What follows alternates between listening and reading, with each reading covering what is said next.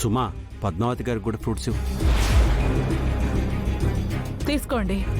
అయ్యో వద్దండి. ఒకటి తింటే ఏం కాదులేండి, మా తృప్తి కోసం తీసుకోండి. తినుకుంటే వదిలేలా లేరు, తింటే నా మొహం చూసేస్తారు. ఏం చేయాలి ఇప్పుడు?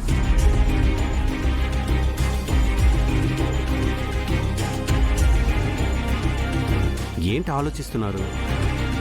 తినండి.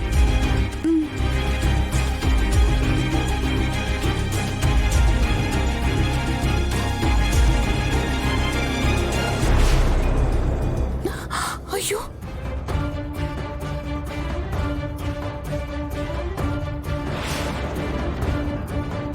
అమ్మగారు,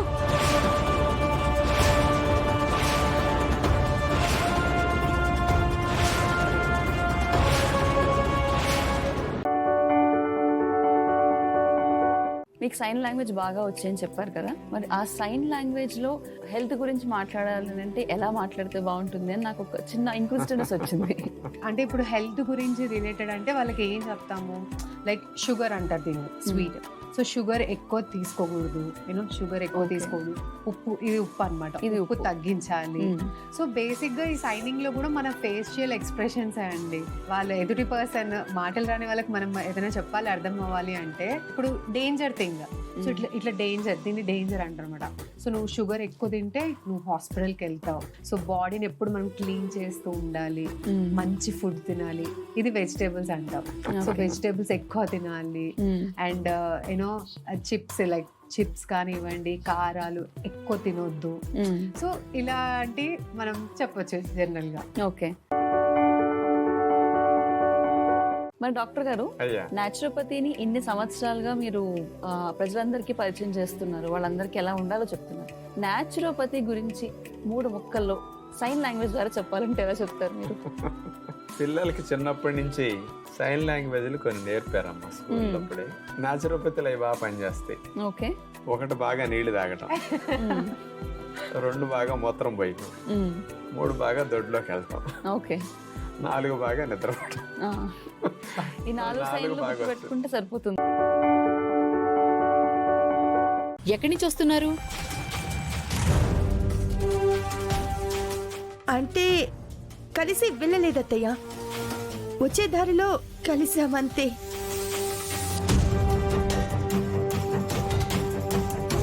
అసలు ఎక్కడికి వెళ్ళారమ్మా? నేను పాపకి డైపర్స్ తీసుకొద్దామని వెళ్ళాను మావయ్య గారు.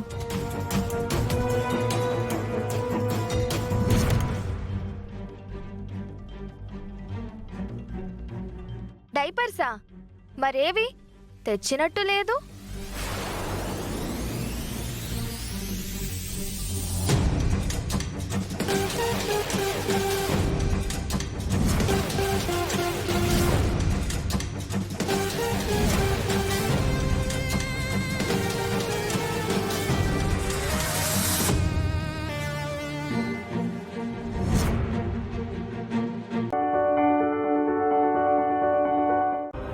ఆ డబ్బు, నగలు, ఆస్తుల మీద, అంతస్తుల మీద మాకేం వ్యామోహం లేదు. మాకు ఆసరాగా అంత నీడ, మాకు తోడుగా ఒక తోడు. బతకడానికింత తిండి ఉంటే చాలు అనుకున్నాను. మీరలా అనకండి నానమ్మా. మీకు తోడుగా నేనుంటాను. మీకోసం ఎంత కష్టమైనా నేను పడతాను. మీరుండాల్సిన స్థానంలోనే మిమ్మల్ని కూర్చోబెడతాను. చాలు, ఆ మాట చాలే తల్లి.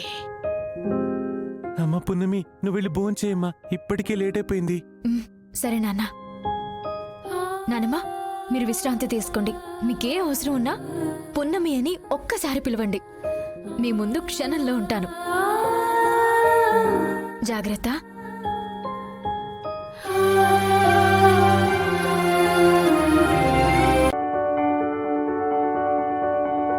లేదు, నేను ఈ దొంగతనం చేయలేదు. మరైతే నీ చెప్పులకి ఆ పెయింట్ ఎలా అంటింది? ఎలా అంటే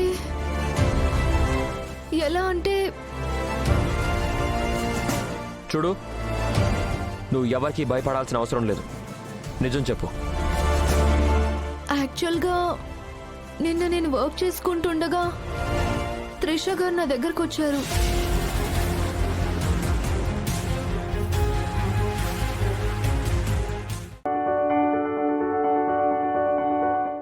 మేం కాంప్రమైజ్ అయిపోయాం జేడి. సూరి గారు కేసు వెనక్కి తీసుకుంటున్నారు.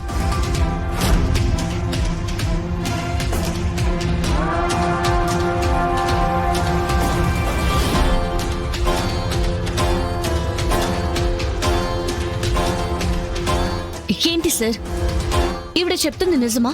అవునమ్మా, ఈ కేసు వెనక్కి తీసుకుంటా.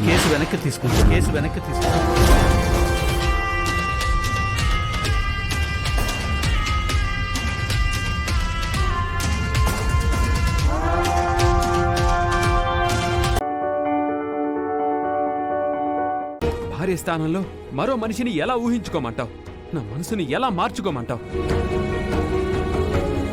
నీ వల్ల నేను అలేఖ్య మెడలో తాళి కట్టినా ఆ తాళికి నా దృష్టిలో విలువ ఉండదు. నీకు కట్టిన తాళికే విలువ ఉంటుంది. నువ్వే నా భార్యవి.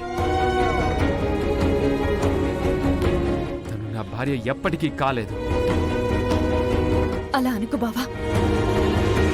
అలేఖ్య మెడలో తాళి కట్టిన తర్వాత నువ్వు తనకే సొంతమవుతావు. ఆ పైన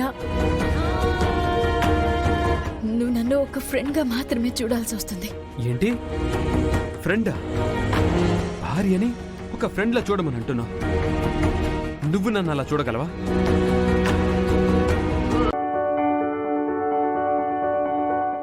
ఎప్పుడెందుకు వస్తున్నాడు? ఏవో సరుకులు తీసుకొస్తున్నాడు అనుకుంటా. వచ్చేటప్పుడు నాకు చాక్లెట్ తెస్తా అన్నాడు. ఇప్పుడు వెళ్ళి చాక్లెట్ ఎంజాయ్ చేస్తావా?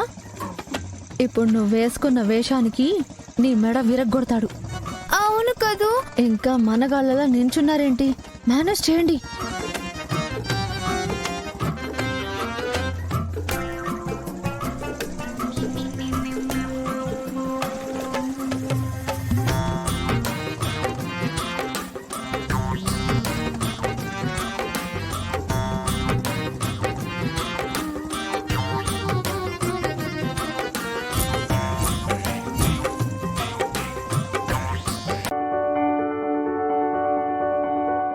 నేను అడిగినప్పుడే నువ్వు సమాధానం చెప్పాలి, లేదంటే నేను చెప్పింది వినాలి.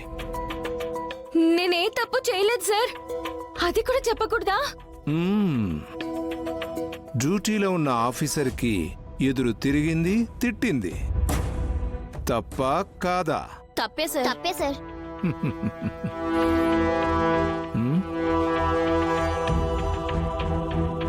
నీ చేతిలో ఉన్న లాఠీ తీసుకొని ఇలా నిన్ను కొట్టబోయింది. అప్పుడు నువ్వేం చేస్తావు? ఆత్మరక్షణ కోసం నేను ఇలా కొడతాను సార్.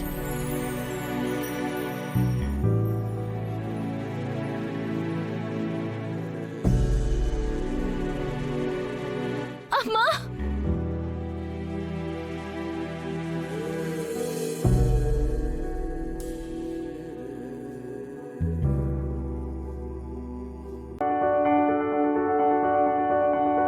బయలుదేరదామా? చేసిన హెల్ప్ చాలు, ఇక నేను మేనేజ్ చేసుకుంటా.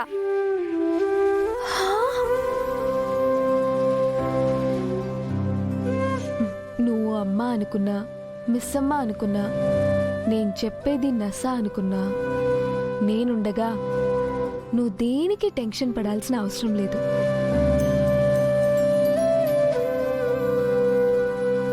నేను నీతోనే ఉంటా, నీ పక్కనే ఉంటా. నేను చూసుకుంటా.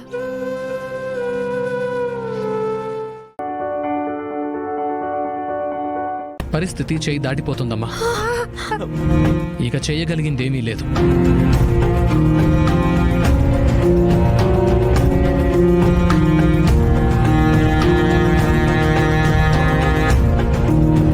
అయిన వాళ్ళకి కబురు చేసుకోండి, చివరిసారిగా చూసుకుంటారు.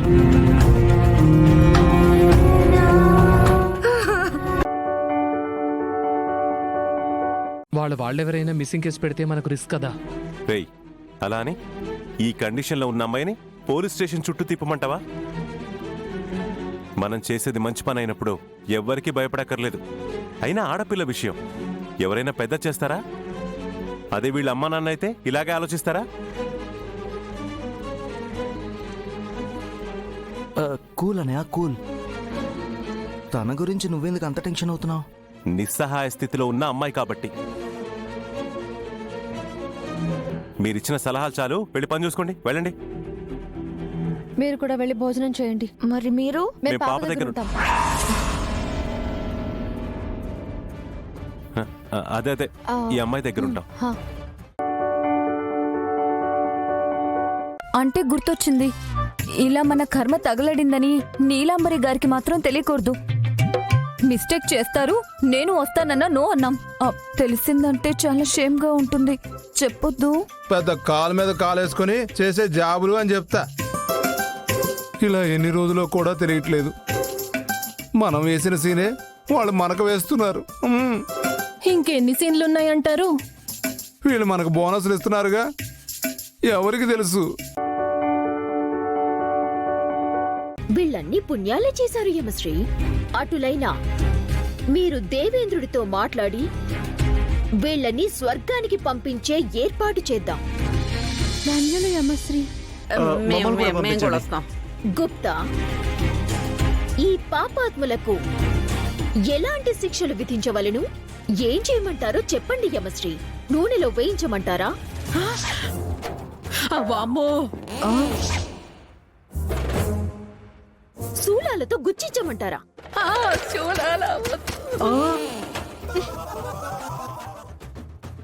ఏనుగులతో తొక్కించమంటారా?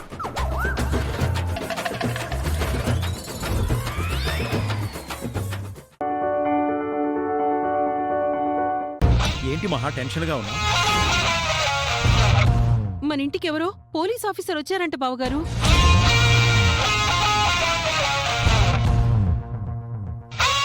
ఏ పోలీసు వస్తున్నారు వదినా?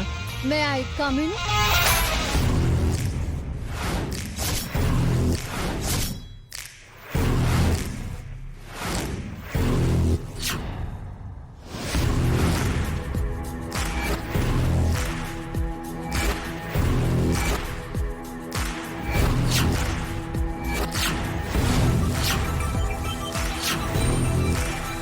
అయినా నేను ఒకరిని అడిగేదేంటి? I'm coming.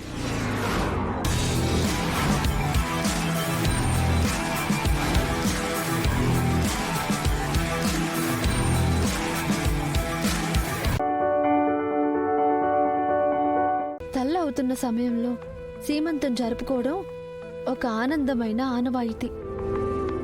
సీమంతం జరుపుకోవడం నాకు ఆనందమే, కానీ నీ పరిస్థితి ఏంటి? నాకేంటక్క, నాకేమైంది? సీమంతం అవ్వగానే నేను పుట్టింటికి వెళ్ళాలి.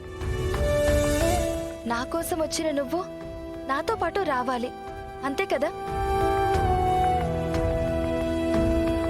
నీ మెళ్ళో తాళి కట్టిన వీళ్ళన్నయ్యేమో నువ్వు తన భార్యవే కాదు వెళ్ళిపో అంటున్నారు.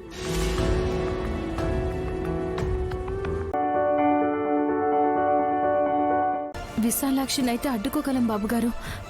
నా కంటికి విశాలాక్షి అమ్మవారే వస్తున్నట్టుంది. జరిగేదాన్ని ఆపలేము.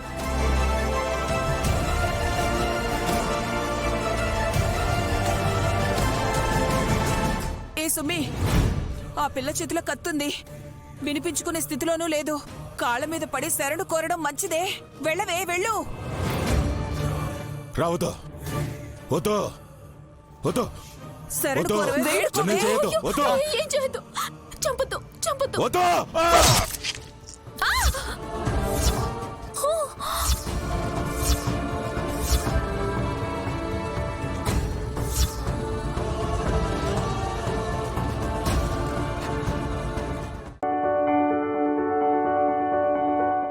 ఆ ప్రతిరూపమే ఇప్పుడు మీ మనవడిగా మీ కళ్ళ ముందే తిరుగుతున్నాడు. అవునా? ఎక్కడమ్మా వాడు? ఒక్కసారి వాడిని చూపించమ్మా. మీ మనవడు ఎవరో కాదు మావయ్య గారు, జున్ను.